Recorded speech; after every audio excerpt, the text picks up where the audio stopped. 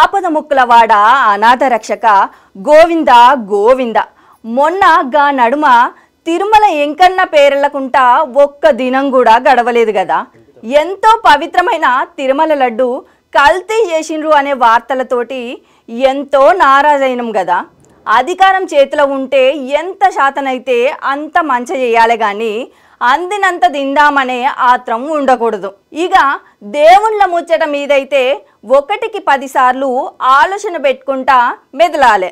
కర్మఫలం ఎంత తీస్మార్కులకైనా తప్పదునుల్లా.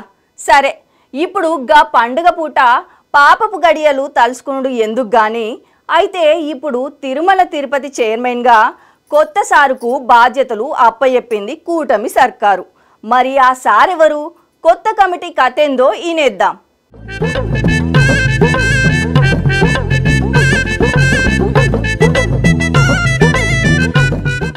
ఎన్నో లొల్లుల నడుమ ఇప్పుడు టీటీడీకి కొత్త టీం తయారైంది. మొత్తం 24 మందిని పాలక వర్గం కింద ఒక్కటి చేసింది కూటమి సర్కారు.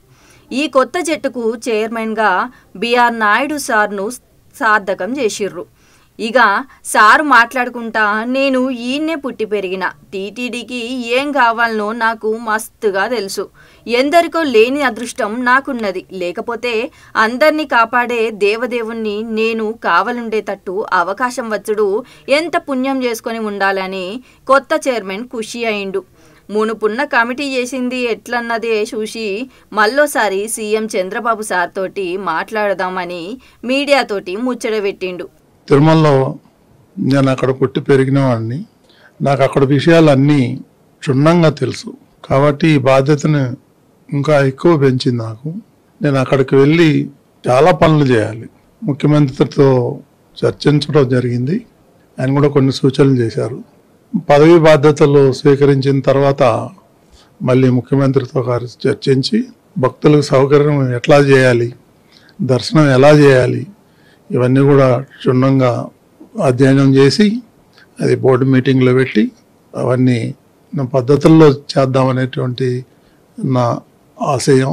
టీటీడీ కొత్త పాలక వర్గం మొత్తం 24 మంది ఉన్నారు.